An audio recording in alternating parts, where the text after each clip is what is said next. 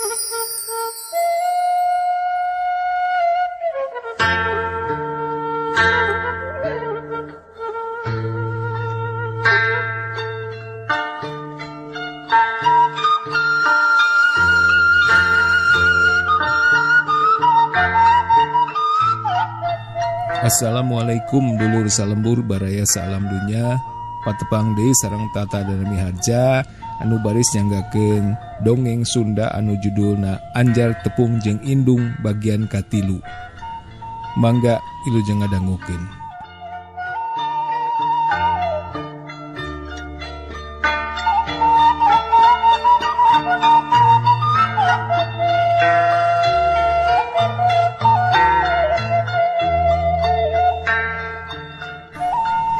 Peuting eta daeng hapati jeung batur-baturna ngalampar di tengah imah. Ari geus peuting damar gantung di pareuman, kari cahya damar nu dikurungan ngaganteng, remeng-remeng nyaangan tengah imah. Sakapeung kadenge kuda tinggurubug atawa anjing bebaung di kejauhan. Dina kongkor ngok hayam katilu, kabehanana geus harudang terus kacarai. Sanggeus tarapti daeng hapati pamitan kanu boga imah rek miang deui. Ari Zubaidah di PHP-keun deui da moal wakabalik ka Batawi tapi rek ngajugjug hiji tempat. Isuk page-toge tangtu bakal balik deui ka dinya. Minjo Masanggi matin riang jeung Anjar memeres momotan kuda umbalna. Sabenerna Anjar rek pamitan, da apan maksudna sabenerna mah rek neangan indungna. Tapi kapanasaran hayang nyaho kumaha tungtungna surat ancaman teh beuki nambahan. Kukituna teu tulus manehna pamitan teh. Kabeneran deui tempat nu rek dijugjugna teh padeukeut jeung tempat nu rek dijugjug ku manehna. Nyaeta di wewengkon Kacamatan Urut Lembur manehna baheula. Sugan jeung sugan ceuk pikirna, indungna masih keneh aya di dinya atawa sakurang-kurangna bisa maluruh jeung natanyakeun ka urang dinya. Waktu nu 40 poe teh nepi ka ayeuna kakara kacoceng 5 poe. Masih aya keneh tempo sabulan leuwih. Lila keneh ceuk pikirna. Kukituna Anjar terus bebarengan jeung aleutan daeng hapati. Kubageur deui daeng hapatina, Anjar dibere nginjem kuda anu biasana sok ditumpakan ku anakna. Tarumpa kudana teh saral sewe teu gurung gusuh. Kira-kira wanci pecat sawed, aleutan geus nepi ka kebon eurih anu lega upluk-aplak. Areureun heula, ceuk daeng hapati barang nepi kana tangkal kai anu linduk ngarangkadah. Jut kabehanana turun, terus ngariung ngadeuketan daeng. Bisa jadi najan teupok, maraneh hayang nanya ka kula, naon sababna bet ngadon nyimpang ka dieu, henteu terus balik ka Batawi. Daeng hapati ngamimitian ngomong. Kabehanana teu lemek teu nyarek. Tadi peuting kula geus manggihan deui nu aneh.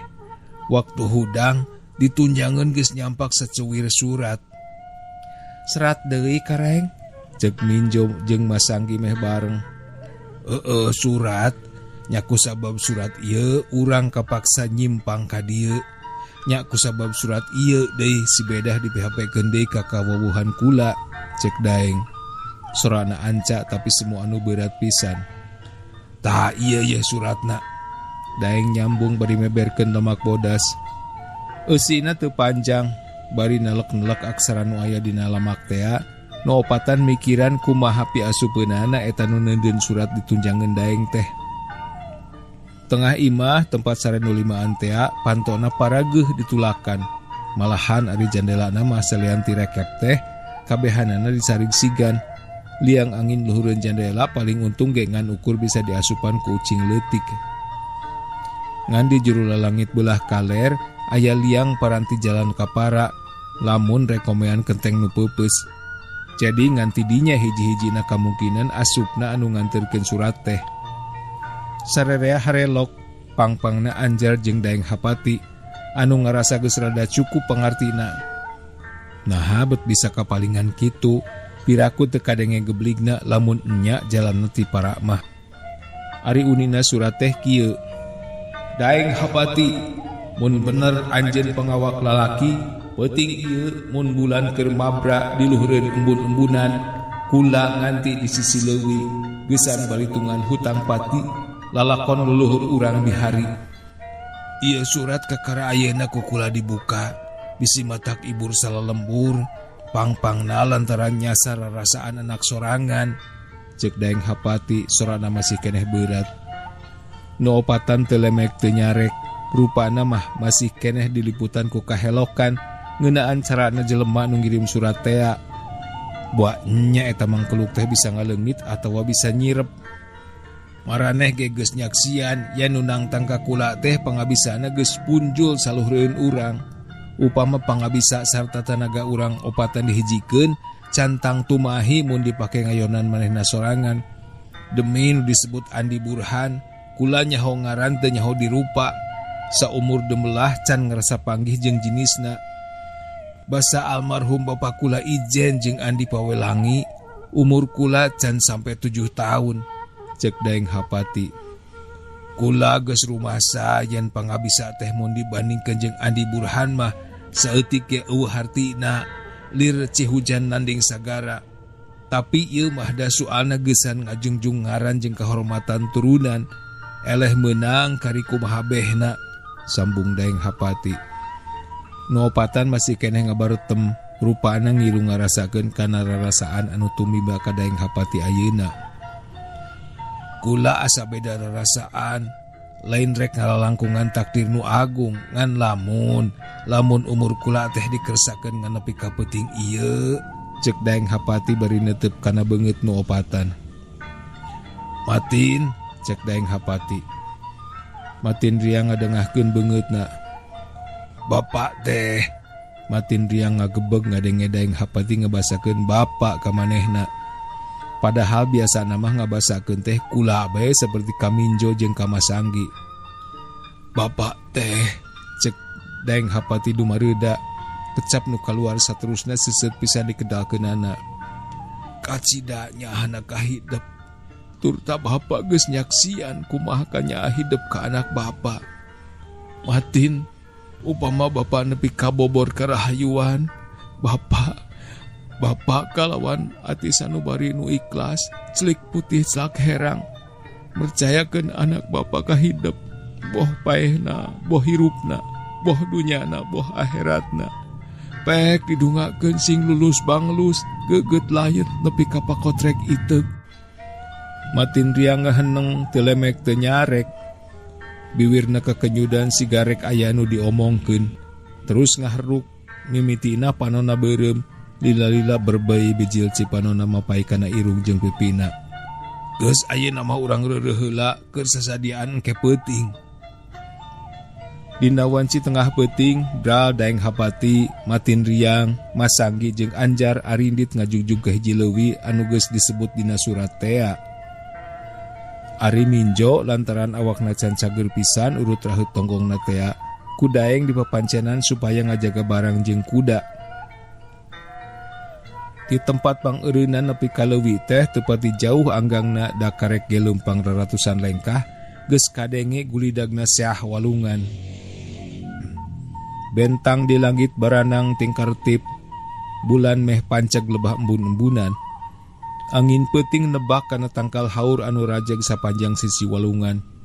Daun-daunang ngrab-ngrab bangun ngulah-ngulah kadurek begalan pati peuting eta. Ngan sakapeung kadenge sora batuk atawa dehem.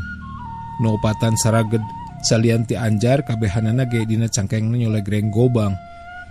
Tina haur nu ngajeng-jreng ka walungan nu aya leuwian teh rada mudun. Lebakeunana jadi di sisi walungan pisan aya pakalangan anu legana kira-kira aya kana 40 lengkah ka panjang, 40 lengkah ka lebar. Eta pakalangan teh mun cai keur caah tangtung ngilu ka keueum, daluhureunana keusik wungkul. Barang cunduk kadinya geus kasampak dina luhureun batu behilir aya jelema limaan. Teu pati teges rupa beungeutna. Nenjo nu anyar datang nu dariuk teh terus nangtung ngabagiakeun. Bulan panceg na embun-embunan, kari-kari aya nu datang. Bagea Hapati. Bagea, cek Daeng Hapati berterus lempang nuju kana batu nu aya di sisi pakalangan belah ti girang. Bagea Burhan, surat tiluanana geus katampa. Rumasa talobeh, jadi kula teu bisa mere hurmatan sakumaha mistina, hampura. Tihilir kadenge aya nu serinya kakak, sorana jiga nu ngoa. Jep jempling. Kaayaan rada rengkeng. Lila eueuh nu ngamimitian ngomong. Tihilir kadenge aya nu ngamimitian ngomong deui. Getih leluhur nu ngocor lilahar gunung Lampo Batang, lir gulidagna kali Sadang, malidkeun kula ka Pulau Jawa. Nu ngarasa turunan daeng hasa geura maju, rek ditagih hutang getih anu geus dilakonan ku leluhurna. Antare pisan daeng hapati jung nangtung satapok ngomong. Ieu kula hapati hiji-hijina turunan daeng hasa. Nu rumasa ngahutangkeun geura maju. Jeleng tibelah batu hilir, luncat hiji jalma jangkung gede, bukna galing dirumbaikeun kana tak-tak, make tutup sirah beureum anu rupana siga hayam jago cineten. Papakeanana siga papakean nu sok dipake ku Sultan Hasanuddin. Kumisna jalatreng, godeg ngawid-wid siga tali dudukuy, janggotna ngagebay nepi kana puhu beheungna. Dina cangkengna nyolegreng pangwelah parahu. Saliwatan ge geus kanyahoan yen eta jalma teh jawara laut. Aran kaula Burhan, ahli waris hiji-hijina nu boga hak monopoli pikeun nagih hutang getih. Manehna ngagorowok. Daeng hapati teu luncat tapi lempang maju ka tengah pakalangan. Ti ditu mah ngarumasakeun maneh, pedah pangartina geus ngarasa katitih ku musuhna. Kira-kira 7 lengkah, daeng hapati eureun ngajanteng. Di hareupeunana kira-kira 15 lengkah deui Andi Burhan jalang jeleng. Burhan, kula aya picaritaeun. Gerapek bisi kaburu kabawa ka akhirat, cek Andi Burhan sugal. Ieu ijen lain keur marebutkeun harta banda tapi keur ngajungjung ngaranjeng turunan. Ku kituna nu aya patalina dina ieu tarungan urang duaan, nu sejen eueuh hak mantuan atawa pipilueun, cek daeng hapati. Andi Burhannya kakak. Hapati, ulah borangan teuing. Bawa batur soteh kula mah lain rek ngadon rempugan. Ieu mah minangka banyak sen bae. Rarasaan tenaga kula ge geus leuwih teuing keur merenan pantar Andika mah. Teu nyangka anjeun masih lebar keneh ku umur. Hapati. Ngadeng ngomongan kitu ceuli daeng hapati asa disebit. Ngaguruh amarahna tina dada naik kana sirahna. Burhan, mun sieun ge moal ngahajat datang ka dieu, mending nyempo di enggon bari ngeugepan salapan selir. Najan umur kula geus tunggang gunung kieu, payu keneh kaparawan cekekan asal kupaksa pirusa. Andi Burhan ngarti yen daeng hapati teh nyiceleh bapana Andi Pawelangi anu pamajikanna salapan tea. Tong loba carita. Andi Burhan nyirintil ka hareup. Daeng hapati teu cicingeun tapi terus maju. Sanggeus adu hareupan duanana pasang kuda-kuda. Solongkrong leungeun katuhu Andi Burhan nu ditangkupkeun diasongkeun ka hareupeun daeng hapati. Ari leungeun kencana dipereupkeun dina luhureun bujalna. Ku daeng hapati rek gancang ditungkup ku leungeun kencana, rek terus dibedol bari sakalian dipuntir sarta bari suku katuhuna maju ka beulah kenca. Siku-siku Andi Burhan rek digiles ku leungeun katuhuna. Tapi Andi Burhan ge lain atuh ari ujug-ujug kabeunangan mah. Si horeng leungeun katuhu nu diasongkeun teh ngan ukur pancingan wungkul, da barang arek ditungkup ku daeng hapati leungeunna gancang ditarik deui. Atuh leungeun daeng hapati teu kungsi antel-antel acan. Peureub nu geus ngadagoan di luhureun bujalna gancang ditonjokkeun bari suku katuhuna maju salengkah. Tapi nonjokna teu diteruskeun da tonjok ieu ge tonjok tipuan wungkul. Barang tanagana geus ngumpul dina suku katuhuna ngan sakilat heat suku Andi Burhan nu kenca ditajongkeun. Nu diincer teh cacariwan daeng hapati nu katuhu. Ngenjo bahaya kieu daeng hapati ngangkat suku katuhuna bari rikat empeuh panajong nu datang. Andi Burhan gancang narik deui sukuna. Boh panarajang boh panakis dipetakeun kalawan gancang pisan. Keur nu teu ahli mah teu nyahoeun yen dina sakecep geus dilakukeun 4 atawa 5 gerakan. Silih tarajang jeung silih takis beuki lila beuki rikat jeung beuki rame. Nu nyaksian boh ti hilir boh ti girang bari hatena dugdeg tetunggulan, kabehanana ge pogot nenjono keur tarung pada manggih layan nu satanding. Kitu deui anjar. Ngan aya hijiha anu matak jadi pikiran keur manehna. Nah habet beda tina panyangka. Nurutkeun sangkaanana Andi Burhan teh tangtu pangabisana ka cida punjulna. Tapi ari di tengetan tina gerakanana teu pati sabaraha. Pendek namah teu jauh ti daeng hapati. Nah acan dikalulkeun bae kitu ilmu simpenanna teh. Atawa bisa jadi nuker tarung ayeuna teh lain Andi Burhan sebenarnya mah. Boa-boa Andi Burhan nusanya nama can keluar. Sahanunya ho apanti pihak daeng hapati macan aya nukung si panggih-panggih acan. Boro ampar kana apa kana rupa Andi Burhan teh. Sanggeus pakupis daeng hapati jeleng mundur luncat ka tukang. Andi Burhan muru. Si horeng ngajleng ka tukang soteh rek ngawahan. Da sanggeus kitu kalawan gerakan nurikat pisan sarta teu mere kasempatan saeutik-eutik acan. Daeng hapati nyebrut nguwak ngawik nonjok teu eureun-eureun. Gerakanana teu beda ti nuker boksen. Anjar nuker nyaksian sekedet geus ngarti yen kekuatan daeng hapati ayeuna ngan dipusirkeun dina tonjokanana, sedangkeun tanaga dina kuda-kudana teu dipalire. Keur nu teu nyaho tangtu bakal ditakis ku leungeunna deui. Mun make jalan sarupa kitu tangtu bakal kawalahan lantaran teu meunang henteu, kapaksa kudu undur-unduran ka tukang nyingkiran tonjokan anu nepi ka ngaguruh siga nyiruan pindah bakat tingku tarik jeung cepet-cepetna. Tapi Andi Burhan siga nu geus nyaho antina. Manehna ngalelepkeun awakna, kuda-kudana handap pisan nepi ka siga cingogo. Daeng hapati terus nonjok, Andi Burhan geus sadia rek ngarampid sukuna. Nonjok galaga teu hade kegancangan daeng hapati ngeureunkeun tonjokanana. Gancang ngaluncatan awak Andi Burhan meh hasil ngarampid sukuna. Andi Burhan gancang malik bari sering ngahina pok ngomong. Ngan sakitu geuning buktina ombak kumulung anu digede-gedekeun teh. Daeng hapati ngagebeg lantaran jurus anu diandelkeun teh lain bae teu hasil ngarubuhkeun musuh tapi oge ujug-ujug kapanggih ngaranna. Eta jurus seperti jurus sagara ombak-ombakan yang jurus topan nebak layar turun mangrupa ciptaan daeng hasa keur jumenengna. Eta jurus can kungsi diturunkeun kanu sejen malahan can kungsi diembarkeun ngaranna. Tapi Andi Burhan geus nyahoeun ngaranna di mana? Di ngaranan ombak kumulung lantaran teu beda ti ombak anu ngagulung, rongkah narajang ka basisir, ngabaud segala nu kaliwatan. Demi cara ngalawananana teu beda saperti lamun urang diudag ku ombak nu rongkah. Ulah ngejat atawa mundur lantaran mun mundur tangtu bakal kepangpengkeun ka basisir, tapi oge ulah disanghareupan. Jalan nu pangalusna nyaeta nu ngojae teh kudu ngalelep teuleum ka jero cai. Lantaran eta ombak ngan rongkah di luhur wungkul, ari dihandap mah eueuh kakuatan naon. Tah siga kitu cara Andi Burhan tadi ngayonan panarajang daeng hapati anu ngagunakeun jurus ombak gumulung. Lila pisan duanana ngadu karikatan, can waka ngadu tanaga atawa pakarang. Saenyana daeng hapati tadi ngagunakeun jurus ombak gumulung teh ngan ukur nguji tepi ka mana kajembaran pangawuruh Andi Burhan dina hal silat. Cek pikirna upama kurang kawuruhna tangtu Andi Burhan bakal salah ngalawananana.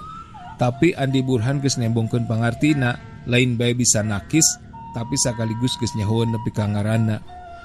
Eukeur mah ti mimiti ge daeng hapati teh geus rada katungkup hatena, tambah-tambah ayeuna kanyahoan yen Andi Burhan teh bener-bener jembar pangartina. Atuh hatena beuki murengket bae.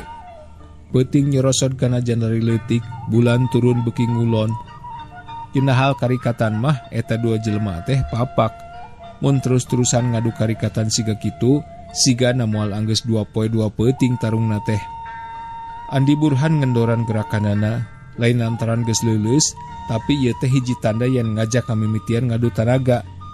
Ngalengkahna ngageblig semu ampeg, awakna siga berat, urat-uratna nganteng, saluar awakna ngageter, bulu-buluna nerangtung, kabeh dieusi tanaga.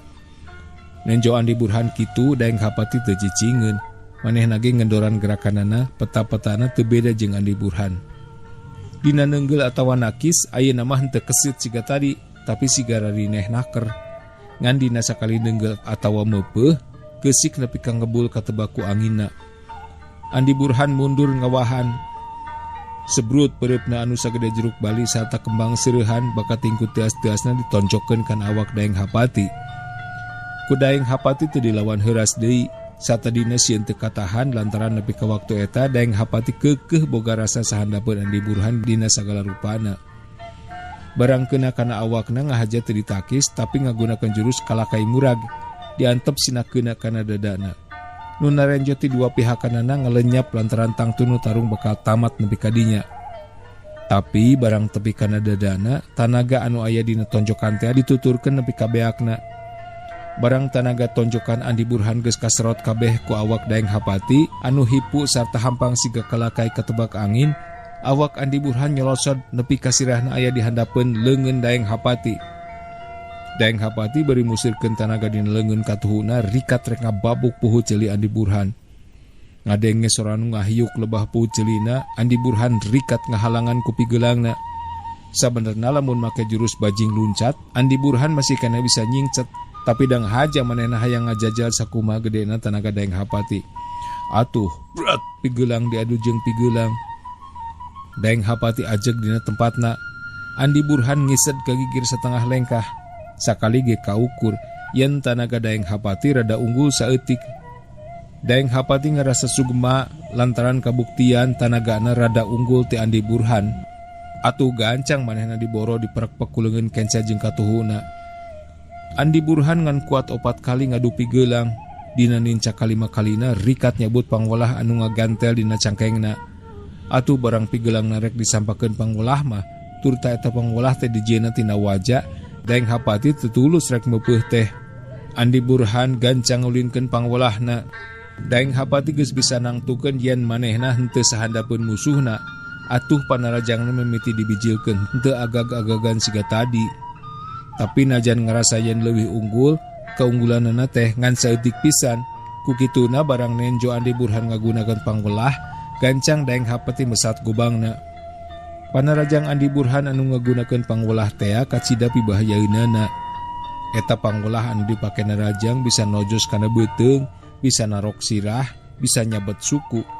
Sabalikna mun diserang, panggolah teh dipuntirkeun siga kolecer nepi ka ngahiung bakat ku tarik-tarikna. Ulah pon ku gobang, dalah mun disimbeuh ku cai ge awak Andi Burhan moal tembus, moal kabaseuhan. Tapi ari keur Daeng Hapati mah gerakan sakitu teh teu pati sabaraha, lantaran pedangna masih kena bisa nyelenep kana sela-sela puntiran panggolah teh. Daeng Hapati terus merekpek narajang ku gobangna, nyuruntul siga tadi waktu keur ngagunakeun jurus ombak gumulung. Andi Burhan boga sangkan yen ayeuna ge Daeng Hapati keur ngagunakeun jurus ombak gumulung ngan tonjokanana diganti ku pedang. Andi Burhan nyangka yen ayeuna ge tanaga Daeng Hapati musir dina leungeun, sedengkeun ari sukuna mah saeutik ge taya bahayana. Diserang kitu teh Andi Burhan rek gancang cingogo, tapi sangkaan ieu kacida mencogna lantaran jurus ieu lain jurus ombak gumulung, malahan sabalikna ti eta ngaranna jurus kukupu nyamber buaya nyantok. Jadi diibaratkeun kanu keur meuntas walungan, sirahna disamberan ku kukupu, terus we manehna nakisan kukupu teh teu nyaho buaya nyantok kana sukuna. Kitu deui jurus anu ayeuna keur dipake ku Daeng Hapati. Pedang anu disabet-sabetkeun sanajan cepet hakikatna mah taya bahayana dangan sakadar pancingan wungkul. Anu rek dipake nyerang mah padahal sukuna. Barang Andi Burhan maju serta mendekeun kuda-kudana bari nilepkeun awakna. Suku nu katuh rek maju bari rek nyabet suku Daeng Hapati. Daeng gancang ngocet suku kenca Andi Burhan. Henteu diledot, cukup dikejet wae. Awak Andi Burhan ngabangkieung leungit kaseimbangan blak bae nang karak bengkang. Anca kolepat Daeng Hapati murun nang karak sarta tungtung pedangna ngagurilap nuju kana beuheung Andi Burhan. Tapi barang rek jos pisan ti gigireunana aya nu ngagurilap muru kana beuheung Daeng Hapati. Sorana ngahiyang bekating ku tarik-tarikna. Nu keur tarung rada ngarandeg, barang nu ngahiyang terek nepi pisan kana beuheung Daeng Hapati, pelentrang aya barang nu nyabet pluk duanana murag. Si horeng nu ngagurilap tadi teh badi, adi nu nyabet ku batu biasa. Saha nu boga pagawean? Saha nu ngabongohan? Tanya Daeng Hapati jengkel pacamur jeung reuwas. Mun ceuk eta badi teu kaburu dipegat ku batu ngan sasimpreng tangtu urat beuheungna rampung sarta ti korona totos cek pikirna. Eta kacida cepetna bisa digambarkeun kumaha leuwih cepetna nu ngeureunkeunana. Pananya Daeng Hapati eueuh nu nembalan. Barang rek nanya deui ti gigireunna karasa aya angin nebak, Daeng Hapati gancang ngagilirkeun pedangna. Pelentrang, pedang diadu jeung pangwelah buricak seuneuna muncrat. Si horeng Andi Burhan nu narajang teh. Tadi waktu Daeng Hapati ngarandeg, Andi Burhan ngagunakeun kasempetan ngagerelengkeun maneh ka gigir nepi ka salamet tina bahaya maot. Geus kitu terus narajang deui ka Daeng Hapati anu masih keneh bongoh. Nu narempok rupana teh ngalartieun naon sababna Daeng Hapati nanyakeun, saha nu ngabongohan? ngan Anjar nu helok teh dan nunahan badi ku batu ge manehna sorangan. Satadina manehna moal pipilueun nyaksian soteh ngan sakadar hayang nambahan pangalaman jeung ngabanding-banding pangarti nu geus nyampak dina dirina. Tapi barang aya nu ngabongohan hatena teu mikeun, teu tega ngantep ka jelema nu dilicikan. Ngabongohan hiji-hijina pagawean anu panghina-hinana dina dunya mayan po mah. Tadi barang Nenjo nu ngagurilap muru kana beheung Daeng Hapati, Anjar gancang nyekot batu anu kebenaran balatak di hareupeunana. Canggeus badi teh hasil diragragkeun di jalan teu nepi kana tujuanana, Anjar gancang muru kalebah datangna badi teh. Ngan sakolepat geus nepi kana dituju, si Horeng matin riang anu tadi maledogkeun badi teh. Anjar ngagebeg bengong nu aya. Naon sababna matin riang ngalakukeun pagawean anu sakitu hinana? Ngabongohan saset ngarah pati kadunungan anu sakitu mikanyaahna. Padahal nilikana rengkak polahna, eueuh raut matin riang kana baris ngalakukeun pagawean anu sarupa kitu. Mana kitu ge tangtu aya kasang tukangna. Kitu cek pikiran Anjar. Tadi bakatingku anteng-antengna nangetan anu keur ngadu jajaten, boh Masanggi, boh Anjar teu nyahoeun yen matin riang geus ninggalkeun maranehna sarta nyumput dina rungkun deukeut dapuran haur. Barang Anjar nepi ka tempat matin riang sajos-joseun rek nubleskeun badi kana genggerongna. Anjar teu talangke gancang luncat pigelang matin riang anu nyekel badi teh dipencet pluk badina murag. Beh luhureun tonggongna ku Anjar diketig, matin riang leuleus taya tangan pangawasa. Bisa jadi keun nu teu nyaho mah eta teh perboa sihir, padahal teu kitu. Ahli main po anu geus manjing sarta asa keletihanana geus apal urat-urat mana anu mangrupa kunci keur ngelumpuhkeun jelema. Masanggi datang, kitu deui balad-balad Andi Burhan nu opatan muruti hilir. Nenjo peta Anjar jeung matin riang kitu kabehanana teu bisa ngomong baralem siga nu ditangkep eueup-eueup. Kabehanana teu nyaho kumaha pipetaeun. Nenjo Anjar datang sarta ujug-ujug narajang, matin riang olohok mata simeuteun, paromana semunuhan jakal. Matin, naha anjeun nepi kawani ngalakukeun pagawean anu hina siga kitu, cek Anjar. Sorana henteu semu nu ambek, tapi siga pinuh ku rasa welas asih. Matin riang molotot semu nu matak ambek, tapi teu daek nyarita. Kunaon? Cing caritakeun sugan kuring bisa mere jalan, cek Anjar. Ngahaja sorana ku Anjar di asupan tenaga nepi ka matak nyerep kana ceuli nu gadengena. Kunaon? Tinapanan matin riang siga keluar sinar harapan pok ngomong pondok pisan. Andi pawelangi aki kuring. Baruk, cek Anjar asa dibentar gelap waning ku heran. Andi Burhan bapak kuring. Ah, jadi Daeng Hapati? Musuh kuring, cek matin riang bari segruk cerik. Lain musuh anjeun matin. Anjeun teu kudu pipilueun. Kuring leuwih hade paeh batan kudu nanggung kabingung sarupa kieu. Teu hade budak ngora pondok harapan siga kitu. Cing caritakeun kumaha laratanana. Sugan jeung sugan kuring bisa nulungan, cek Anjar. Mimitina mah matin riang teu daek pok, malahan sababaraha kali nyebutkeun mending paeh sakalian.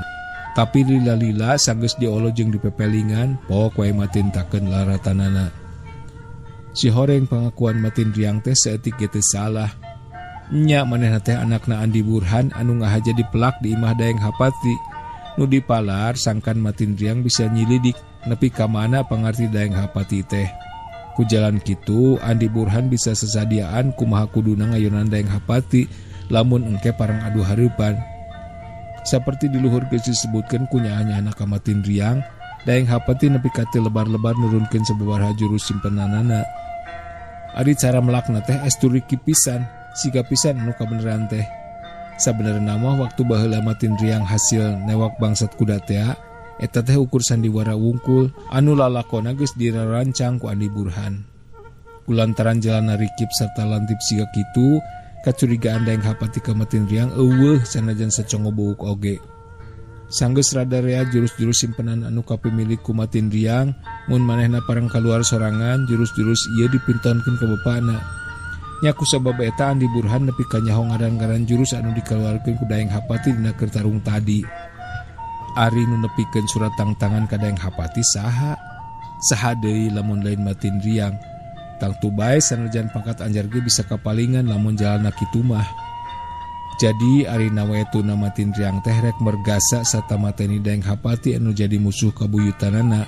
Tapi kaikhlasan, kanyaah jeung kepercayaan geus ditamplokeun ku Daeng Hapati ka manehna, lila-lila ngalunturkeun rasa dengkina. Dari perbawaanna mah Matindriang teh jujur jeung hade-hate. Teu ku hanteu Daeng Hapati teh boga anak tur kadinya pisan kaasih Matindriang teh tamplokna. Hatena jadi sabil, bingung taya papadana. Ras inget kana kehormatan turunanana, manehna dibengberatan ku kawajiban geusan nelasan Daeng Hapati. Ras kana kabagjaan hirupna, mun seug kulawarga Daeng Hapati tumpur, di mana kasugemaan batinna rek disangsangkeun. Upama geus hasil ditelasan, hartina tanggung jawab ka katurunanana geus lunas. Tapi mun seug Daeng Hapati bobor karahayuan, tur eta teh kuleungeunna pisan, bisa kumaha teuing dewangna hate pupujan atina. Batan kudu ngaraheutkeun hate pupujan atina, leuwih hade milih paeh sakalian. Sabalikna upama manehna ninggalkeun papancen kulawargana, malahan hahadean jeung musuhna, hartina manehna geus hianat. Bisa kumaha teuing kulawargana bakal ngalanat ka manehna. Tibatan disubataan ku kulawarga, leuwih hade paeh sakalian, cek pikirna. Jadi kitu salah kieu salah. Nya tungtungna putus asa lantaran jalan nurek dilakonanana buntu kabehanana, netes semplek nincak semplak. Ngadenge carita Matindriang kitu, Anjar kitu deui masanggi jeung balad-balad Andi Burhan nu opatan ngilu sabil, mangwatirkeun kana kayaan Matindriang. Anjar kasuat rasa tanggung jawabna, tanggung jawab geusan nyalametkeun Matindriang, nyalametkeun Daeng Hapati, nyalametkeun Andi Burhan. Kumaha jalanna? Taya lian iwal ti kudu misah anu keur tarung tea. Manehna nimbang-nimbang, nah kira-kirana cukup pangartina keur misah anu tarung. Padahal apan boh Andi Burhan boh Daeng Hapati, duanana oge ahli-ahli silat anu hese neangan tandingna. Jeung deui kumaha mun manehna ngan bisa misah wungkul. Mun bisa misah ngan ukur kesaayeuna wungkul kurang gede gunana lantaran upama teu dileungitkeun bibit dengkina tangtu bakal tetep silih arah jeung silih kakalakeun anu akhirna tangtu bakal tarung deui. Cindek lamun sakadar misah mah ngan ukur mindahkeun waktu tarung wungkul. Jadi mun kitu atuh teu cukup ngamisah wungkul, tapi kudu nyapih dina harti ngarapihkeun sarta ngaleungitkeun bibit dengkina tea. Anjar inget boh Daeng Hapati boh Andi Burhan duanana ge taraat kana agama. Sigana nya ieu pisan nu bisa dipake cukang lantaran. Santeuna upama geus aya dasar agama nu kuat, sugan jeung sugan moal bedegong sarta bakal nampak kana nasihat nu hade. Sanggeus ngawawadian ka Matindriang sangkan ulah pondok harpan sarta ngomat-ngomat ka masanggi jeung balad-balad Andi Burhan sangkan ulah wakapipilueunna naon, jeung Anjar luncat ka pakalangan. Nu keur tarung anteng pada musirkeun pikiranana lantaran mun balang asa eutik tangtu bakal kabeunangan. Boh Daeng Hapati boh Andi Burhan duanana pada ngagunakeun karikatan diselangkung ngadu tanaga. Keur nu lain ahli main po nu katembong nganting kolebatna jeung ting siriwikna pedang awahing ku kesit-kesitna. Anjar ngalengkah ka hareup. Manehna ngarti yen nu keur tarung keur musirkeun pikiranana tangtu moal malire kana kaayaan-kaayaan di luareun pakalangan. Moal malire nu kadenge, moal malire nu katenjo salian teu njidikeun gerak-gerikna musuh. Ku kituna upama ditanya ku sora biasa, geus pasti nu tarung moal ngaliuk-liuk acan. Anjar gancangan narik napas, ngasupkeun tanaga kana sora nu rek dikedalkeun. "Paman, laliran heula." Sorana biasa bae, tapi lantaran geus diasupan tanaga, kadengena nong toreng nyelesep kana ceuli nu keur tarung. Duanana ngarandeg sarta ngalieu ka palebah datangna sora. Tapi ngan sakitu-kituna geus kitu der deui tarung. Nepi ka 3 kali Anjar nitah eureunna teh, tapi unggal-unggangan saukur ngararandeg ngalieu dar tarung deui. Kaya kitu mah moal aya tungtungna cek Anjar na jero hate. Anca pisan Anjar maju ngadeukeut anu keur tarung. Pakalangan lidik ngadarelebo padahal eta teh geusik anu cukup teuas. Kira-kira 5 lengkah deui kanu tarung, geus karasa ting hariukna angin nepi ka baju Anjar ngerab-gerab siga katebak ku angin puyuh. Dina waktu Andi Burhan rek narok sirah Daeng Hapati, sabalikna Daeng Hapati rek nubles beuteung musuhna, Anjar rikat leungeun kencana nyurung bari nepak panggolah nu rek ditarokeun teh ka gigir. Adi leungeun katuhuna rikat nyapit tonggong pedang anu rek ditubleskeun.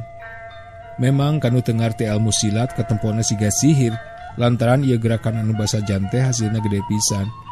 Lantaran pangwalahan ditepak bari disurungkeun ka gigir saeutik, Andi Burhan anu geus ngawahan meakeun tanaga ngabangkieung ka katuhu, ampir bae ngagubrag tapi teu burung ari kuda-kuda mah ngised, cangkengna teu wudu rada nyeletut. Redaeng hapati nanjo tongkong pedang narek dicabit ku curug jeung indung leungeun Anjar, pedang gancang dicabut tapi Anjar leuwih rikat. Leungeun Anjar siga leugeut di euntepan papatong. Najan sakumaha rikat nage papatong, ari geus eunteub kana leugeut mah teu bisa walakaya. Sanggeus pedang bagian luhurna kacapit, Anjar merean saeutik basa ku daeng hapati rek dicabut, tapi teu lila pedang ditarik diri sakalikeun, atuh daeng hapati ngajenghok, meh bae pedangna lesot. Najan pedangna teu nepi kalesot, kuda-kudana mah ngised ka hareup aya salengkah setengah. Nu tarung eureun sakedeung, Anjar geus aya di tengah-tengahna. Boh daeng hapati, boh Andi Burhan ambek asa diunghak. Tapi duanana geus pada ngarti yen Anjar teh memang aya eusian ku gerakan anu sakitu basajana. Sakali jadi Anjar geus bisa ngeureunkeun anu tarung, anu geus nyaho duanana ge jago silat kelas 1. Kisilah, ulah adigung ieu aing, ceuk Andi Burhan. Ulah ngagul-ngagul kapinteran, sabenerna Allah teu misuk ka jalma-jalma nu gede hulu. Teu pantes hiji jawara pipilueun urusan nulian. Ki Anjar, memang anjeun adigung. Mun hayang ngajajal ku kula mau burung diladenan, ngan lain ayeuna waktuna, teu pantes anjeun turut campur kana urusan kula duaan. Cek daeng hapati surana ngageter nahan amarah. Kuring teu rumasa jawara, ngan rumasa boga kawajiban pipilueun, cek Anjar ayem bae. Ngadenge omongan Anjar kitu hampir bareng ngan sakilat daeng hapati nyabet beuheung Anjar ti hareup. Ari Andi Burhan nyabet sukuna ti tukang. Nu narempong ngagebeg lantaran ketepona Anjar teu kaburu ngiser, geus tangtu awak Anjar jadi 3 potong. Barang nenjo Anjar salamet, nu narenjo kaget aya babandinganana nyerang ka Anjar boga aji halimunan atawa aji weduk banyu. Weduk banyu teh hartina siga cai anu dikadek ngajan teurak tapi bakal gancang liput deui. Tapi sangkaan eta kacida salahna. Anjar teu ngagunakeun ajianna naon dan manehna mah teu percayeun kana kitu teh. Tadi barang nenjo daeng hapati nyabet beuheungna sarta Andi Burhan nyabet sukuna, manehna gancang ngagajrut bari murengkedkeun awakna nepi ka ampir buleud. Atuh pedang jeung pangwelah tengan saukur ngaliwat luhureun jeung hadapeun awakna. Anjar gancang ajeg deui, hal ieu dilakukeun dina waktu anu kacida singgetna. Atuh teu aneh upama nu narenjo nyangka Anjar boga aji halimunan oge. Paman antos heula, kuring aya picarioseun. Duanana teu malire, tapi nafsu na anggur beuki ngagugudug sanggeus panarajangna ngabulasin. Terus narajang deui ku Anjar di ayonan kalawan salse pisan. Geus jadi kabiasaan keur urang Sulawesi Kidul mah upama keur pasea aya nu misah teh sok ngalap ilmu sapi, poho ka musuh nu asal terus duanana narajang kanu rek misah. Disabet ti tukang ti hareup Anjar ayem bae bari rikat cung cacingcet manehna pok ngomong, "Paman liren heula kuring aya picarioseun." Teu perlu pipilueun, cek daeng hapati.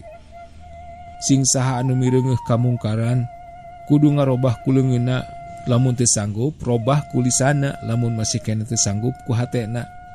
Anjar ngucapkeun hiji hadis bari cung cacingcet. Ngadenge dawuhan Rasulullah kitu, bubuhan duanana ge geus maranti kana ngaji hadis, rada ngurangan kecepetan seranganana, malahan Andi Burhan mah nepi ka eureun. Naon? Anjeun nuduh mungkar ka kula? Kula duaan teu mungkar, malahan estu ngajalankeun hukum Allah, lantaran eta anjeun teu kudu pipilueun, cek Andi Burhan bari terus nguwak-ngawikeun pangwelahna. Demi waktu, saanyana jalma-jalma teh aya dina karugian. Saha nu teu rugi? Iwal jelema nu ariman sarta migawe amal soleh, sarta jelema anu silih ingetan ngeunaan hak jeung kasabaran. Ku kituna kuring maksa bade ngemutan ka pamanduaan ngeunaan hak, cek Anjar. Hak? Hak naon? Kami ayeuna keur ngajalankeun hak, cek daeng hapati. Nya kami ayeuna keur ngajalankeun hak tumut kana dawuhan mantena. Hei jalma-jalma nu ariman diwajibkeun ka maraneh ngajalankeun hukum Taurupati dina lebah nu maehan. Di mana kula mungkarna, kula sama tempatna ngajalankeun hak, cek Andi Burhan nguwak ngawik deui. Bari ngagelenyu Anjar masih keneh cung cacingcet pok ngomong deui. Tapi naon tujuanna ari hukum kisos? Hukum kisos teh sanes kanggo silih kakalakeun atanapi silih arah pati, tapi sabaliknya sangkan jadi pangraksa hirup manusia. Hartina sangkan manusia hirup tentrem. Ari ieu duku paman nuju dijalankeun ayeuna nu ditujungan ukur silih arapati, silih kakalakeun cik ku pamaki saterasna, silih kakalakeun saendeng-endeng di mana rek ayana katengtreman. Nah anu kieu anu disebut pangraksa hirup manusia teh. Andi Burhan jeung Daeng Hapati ari hatena mah geus rada kapangaruhan sarta rada era da anjar mah ngan ukur nakisan wungkul henteu daek males padahal rea kasempetan. Sareng deui paman dawuhan mantena sarta teu bisa hiji jelema nanggung tanggung jawab nulian. Ari nu boga hutang nyaeta Rama Daeng Hapati, ari nu ditagih Daeng Hapati ieu teu tiasa jadi. Sarengna deui naha paman teu emut yen karek gen nepi kana yen kana sae nu ngagilisir kana pundukna. Anjar gancang ngelok bari nyambung omonganana, yen getih muslimin haram ke muslimin deui. Andi Burhan ngarendeg heula pok ngomong, anjeun teu perlu pipilueun, kula rek ngajunjung ngaran jeung kahormatan turunan. Turunan paman nyaah katurunan, turunan nu mana? Aki, Rama atawa putra? Aki paman geus teu aya di kieuna, Rama paman nya kitu deui. Paman cenah nyaah katurunan, turunan nu tos tilar dunya atanapi nu masih keneh gumelar. Turunan nu tos ditilar ku paman dipusti-pusti, tapi turunan nu masih keneh aya ku paman teu dipalire. Ah, teu dipalire, cek Andi Burhan. Leres matin riang putra paman tos nelasan maneh. Andi Burhan asa dibentar gelap, kumaha teu kitu lantaran anak nungan hiji-hijina teh ayeuna geus maehan maneh. Maehan maneh kunaon? Kunaon? Putra paman putus asa, nete semplak nincak semplak margi nyaah ka paman. Sawangsula mideudeung ka putra paman Hapati, cek Anjar. Bakat tingku sedih jadi mepes keuyang kaambekna ditumplekeun ka Anjar. Kitu deui Daeng Hapati barang ngadenge matin riang teh anak musuna asa kabelejog, keheul lain memeusan sarta kakeheulna ditumplekeun ka Anjar. Duanana narajang siga maung linglung teu ngingetkeun kana keselamatan jiwana deui. Sabar paman, sabar. Kuring can tamat nyarios teh. Paman tadi nyaurkeun bade ngajungjung ngaran sareng kahormatan turunan. Jadi hakikat nama paman ayeuna tarung teh kumargi bade mupusti talari tinini aki. Nah paman hilap. Hampir bareng panggolah Andi Burhan jeung pedang Daeng Hapati rek nubles kana beuteung Anjar. Anjar rikat pedang jeung panggolah teh disambut nepi ka dikepeul duanana. Barang rek dibartot ku nu nojoskeunana, Andi Burhan jeung Daeng Hapati ngagebeg lantaran boh panggolah boh pedangna duanana teu katarik, teu bisa lesot. Duanana guhal-guhil hayang ngalupaskeun pakarangna, tapi weleh teu daek lesot, kalah ka tulangna ting peletok jeung urat-uratna tina suku nepi kana beuheungna maranteng. Sabar, sabar paman, cek Anjar bari terus magehan pedang jeung panggolah anu dibetot kuduaan. Nu duaan helok lain di kieuna, nu duaan geus meakeun tanaga, ari Anjar dibetot kuduaan teh bangun hampangeun keneh, malahan masih keneh bisa ngomong. Kitu deui sorana lain sora biasa, tapi sora nu diasupan ku tanaga. Jadi tanaga nu aya dina leungeunna anu dipake nyekel panggolah jeung pedang paling gede ge ngan ukur 2/3 dari nu 1/3 mah apan diasupkeun kana sorana. Sabar paman, sabar. Paman parantos mupusti turunan tapi ngabalieur api-api teu ngadangu kana hukum ti mantenna. Anak kitu paman teh keuna ku ayat jeung sing saha anu teu suka dihukuman ku hukum Allah. Sategesna manehna kasup jalma kafir. Saterasna dawuhan Rasulullah anu diriwayatkeun ku Abi Hurairah, memang rea jalma anu ngagul-ngagul turunan anu geus taya di kieuna, tapi mungguh dina pandangan Allah mah eta teh leuwih hina batan bangbung anu nyurung-nyurung kokotor dina irungna. Duanana pada poporose, kesangna tingkarat selak sagede-gede kacang kadele. Anjar teu obah. Naon sababna Anjar nepi ka kuat nahan eta dua tanaga anu sakitu rongkahna. Saliwatan asa pamohalan, komo deui mun ngingetkeun yen tanaga nu digunakan ku Anjar paling gede ge 2/3. Sabenerna mah teu kudu helok jeung teu kudu heran lantaran Anjar geus ngagunakeun tanaga duanana. Andi Burhan ngabetot ti belah katuhu, Daeng Hapati ti belah kenca, atuh Anjar mah nganukur tinggal ngatur tanaga di tengah bae. Nu capek mah tangtu naga anu metot, dah hakikatna mah pebetot-betot. Kuduanana kadengena sora Anjar asa beuki nyerep. Tapi kasedih jeung kakeheul geus kagok tamplok ka Anjar. Ku kituna terus dipoporose hayang ngalupaskeun gagaman anu dikepeul ku Anjar. Paman duaan, ari paman keukeuh neutreug mah kuring moal ngahalangan ngan sing emut ngajalankeun hukum pati siga kitu teh teu benten sareng ngaruang kerepes budak awewe. Duanana ge mangrupi warisan tina zaman jahiliyah. Ari diurang digede-gedekeun ku pamarentah company, maksudna sangkan antara bangsa urang ulah aya karapihan, sangkan silih arah silih kakalakeun antara urang jeung urang. Mun kieu sapepanjangna mun hukum Allah di sisi lihan teu dipalere ku kaum muslimin sorangan, geus pasti salawasna umat Islam aya dina kaasoran. Ku kituna saha nu untung lamun bangsa urang silih arah pati. Luluhur paman tos taya di kieuna, paman ayeuna anu keur ragot begalan pati, atawa turunan paman anu nuju putus asa, cing saha. Henteu teu aya nu untung hiji oge, rugi sadayana ge, da bangsa urang mengpar tina hukum ilahi. Nu untung mah musuh urang, musuh kaum muslimin nyaeta kafir bangsa Walanda. Mun kaum muslimin ngahiji neruskeun sumangat karayang galesung, ngagudagkeun di sumangat Trunojoyo, insyaallah urang bakal ngahontal keunggulan. Omongan Anjar ieu nyerep kana ati sanubari nu metot, tapi keukeuh can daraek ngalesotkeun. Anjar neruskeun omongan, kuring mah manglebarkeun paman tos kalebet jalmi iman sareng midamal amal soleh ti alit. Sedangkeun dawuhan mantena ulah maraot maneh anging aya dina kaislaman, manglebarkeun iman sareng amal-amalan tos dikeureuh dileukeunnan ti bubudak. Ari ayeuna dina seusehanana paman nyisilihan hukum Allah bari mupusti talari karuhun anu hakikatna mah talari jahiliyah. Anak kitu paman teh bakal maot jahiliyah, ngabugigag ajenna teu benten ti bangke. Pamungkasna kuring ngemutan beli paman kena kana ayat, naha ati paman tos dielak, naha cepil paman tos ditutup, naha paningal paman tos dipeungpeunan, dugi ka teu kersan nampi nasihat nu lempeng. Sakali deui paman, wala tamutunna illa wa antum muslimun, cek Anjar bali ngalepaskeun pedang jeung pangwalah anu ti tadi dicecekel. Dilepaskeun sacara ngadadak kitu, Andi Burhan jeung Daeng Hapati anu keur meakeun tanaga asa dijongklokeun atuh duanana teu jengkang. Gancang jungkir ka tukang aya kana 7 jumpalikan, geus kitu rikat nangtung deui. Barang ditingali, Anjar geus eueuh di pakalangan. Kamana Anjar? Sabot duanana jungkir, Anjar geus luncat manten ninggalkeun anu begalan pati, ninggalkeun Matin Riang anu keur diriung-riung ku Masanggi jeung balad-balad Andi Burhan tea. Ti kajauhan kadenge aya nu nyorowok bari rawah riwih. "Bapak, bapak," sorana beuki lila beuki deukeut. Nu keur tarung ngalalieu kana eta sora, Matin Riang gancang muru kanu rawah riwih. Saha deui lamun lain Zubaidah anu dituturkeun ku Masanggi. Zubaidah gancang muru kanu keur pahareup-hareup taki-taki rek kamimitian tarung deui. Tapi ngararandeg. Matin Riang nuturkeun ti tukang Zubaidah, tapi manehna ge reg eureun. Daeng Hapati jeung Andi Burhan pepelong-pelong bari merbait Cipanon. Daeng Hapati ngalungkeun pedangna kecemplung kana leuwih. Kitu deui Andi Burhan miceun pangwalahna, duanana pada muru bari kedal Cipanon, silih gabrug awahing ku ngangres. Astagfirullah, astagfirullah. Duanana geus pada sadar kana kasalahanana. Ari Zubaidah gancang ngagabrug bapana, Matin Riang ge ngagabrug Andi Burhan. Opatanana paungku-ungku silih cengcerikan pacampur antara kabungah, kakelar jeung kareurewasan. Anjar geus les leungit ka girang nganti kajauhan lapat-lapat, tapi atra kadenge sorana. Moal asup ka sawarga jelema-jelema anu megatkeun tatali silaturahim. Paman ayeuna geus ngarakedkeun ieu tatali silaturahim.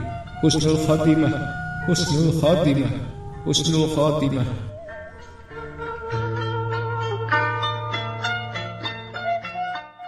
Cak duwi ka dieu labaraya, insyaallah urang patepang deui dina lalakon Anjar Tepung jeung Indung bagian kaopat.